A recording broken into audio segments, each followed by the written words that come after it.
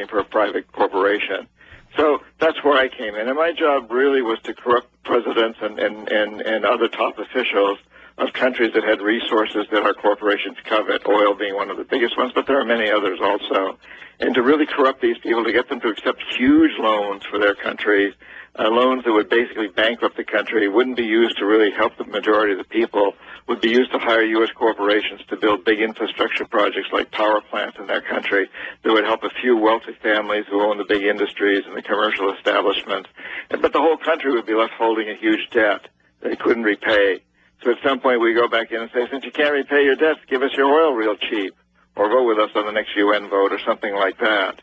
And when we weren't successful, and I mentioned in the book my situation in Ecuador with the president there and also in Panama, I was not able to corrupt those two men, Roldos and Torrijos, and so they were taken out. They were assassinated by CIA-sponsored jackals. Once again, contract consultants, security consultants who were contracted assassins, not directly by the CIA. And in that way, we've really managed to create this empire. And the few occasions when the jackals and the economic hitmen are unsuccessful, like in Iraq, then we send in the military. And, of course, the military is always in the background. These people all know this. So today, the president of Afghanistan and Pakistan, they all know the deal. And they know that if they don't play the game with us on one level or another, they're going to go. And incidentally, Alex, our own presidents have to understand this, too. A guy like Obama now taking a lot of criticism from his supporters, and a lot of it's very deserved. But I think one of the things that's important for us to understand is that our own presidents have been assassinated in my lifetime, and it's a constant threat. And so that makes it all the more important that we, the people, keep demanding change. We've got to keep the pressure on our politicians. We've constantly got to pressure them.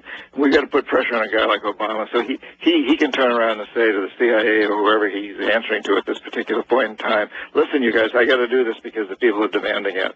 That's very, very important. Absolutely. John Perkins, I think what you just said is really the central spoke to all of this, and that is the United States is captured by this system. Western Europe, England, Canada, Australia. As Westerners, we tend to think of ourselves as elitists, that we're kind of part of the establishment. I've talked to a lot of good old boys who are upper middle class, who are millionaires, that feel like they're actually part of the elite. And they're like, yeah, we staged some terror attacks. I know about what Kermit Roosevelt did, staging terror attacks in Iran.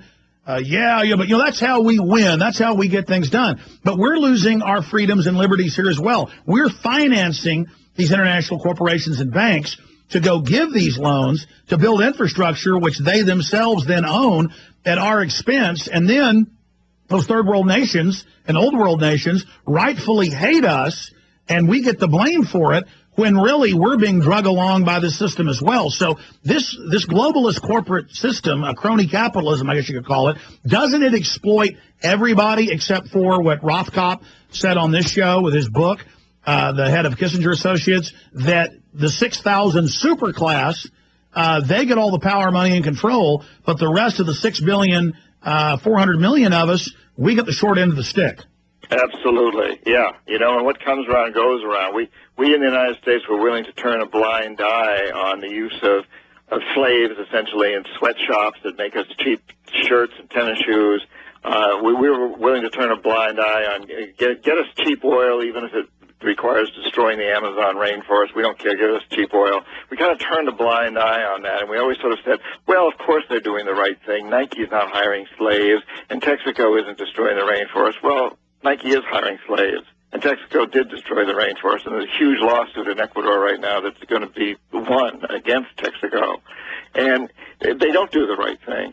And, we've gone through this period that really started Milton Friedman, the economist from the Chicago School of Economics, who was deeply embraced by Ronald Reagan, got us on this role of this, what I call a mutant virus of capitalism, which is to say the corporate executives don't need to be controlled. they're some sort of an elite, unlike the rest of us who never do anything wrong. I mean, we've all got to have laws to keep us from stealing or cheating on our income taxes or picking somebody's pocket. But these corporate executives, they don't need any rules and regulations. No more rules and regulations.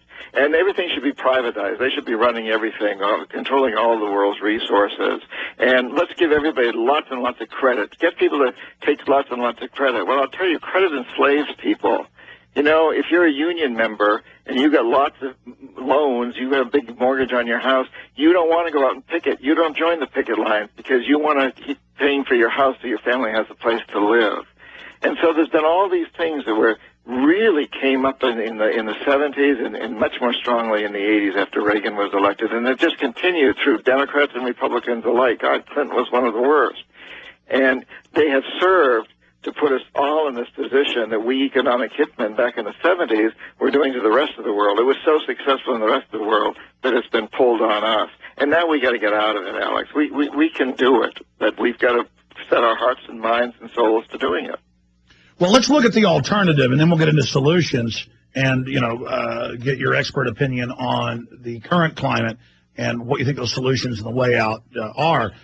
But let's look at the alternative. If they continue this process of they're above the law, the private Federal Reserve goes before Congress and says no one can audit us, no agency, no government. If this imperial power is allowed to continue, will we have private bank chairmen wearing crowns and being worshipped? I mean, that's the logical extension of this, is kind of a Hitlerian Führer precept where, well, we saw Cheney and Bush saying, it's not illegal if the president does it. If something's illegal and the president does it, it's okay. And we're now seeing Obama saying, yeah, we're going to continue no rights for detainees.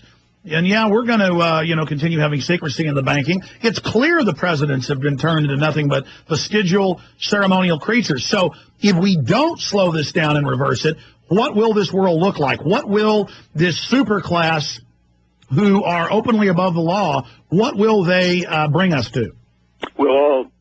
We'll all be living in Haiti, and it's happening. It's fascinating. I just saw this morning that UN has announced that Bill Clinton's going to be their new UN ambassador to Haiti. Man, that's a fascinating comment right there. We're all, and we're essentially in that position right now. We're living very much like what we used to call banana republics. In fact, those bank presidents are wearing crowns today. They're getting away literally with murder. I mean, they're getting away with stealing and rape and pillage, and they're being rewarded for it, and that continues to happen. So, yeah, we're already in that world, and it's going to get much worse unless we really do something. And I think this economic crisis we're going through ought to push us all in the direction to turn this around. And we do have the power to turn it around. We have the power. The president doesn't. I don't know what's in Obama's mind. Obviously, I'm not a mind reader. I'm not a psychologist. I don't know what's going on with the guy. But I do know that he's in a very, very difficult position. And even if he has the very best of intentions, even if he wanted to do exactly what he promised to do in his campaign, once he gets in that White House, he gets the laws read to him. Somebody sits him down and says, hey, remember what happened to Martin Luther King? Remember what happened to Jack and Robert Kennedy? Remember. And Clinton, of course, wasn't physically assassinated, but he had a character assassination. And I think he had the shortcomings of one back in his first term. And they clearly, they clearly do that to weaken them and make sure they're compromised. And clearly Obama's got a lot of skeletons. That's why they like him. He's also very graceful, very intelligent. And after Bush, it's like people want a president they're not ashamed of. John Perkins, stay there. Confessions of an Economic Hitman. #1 bestseller, new book coming out.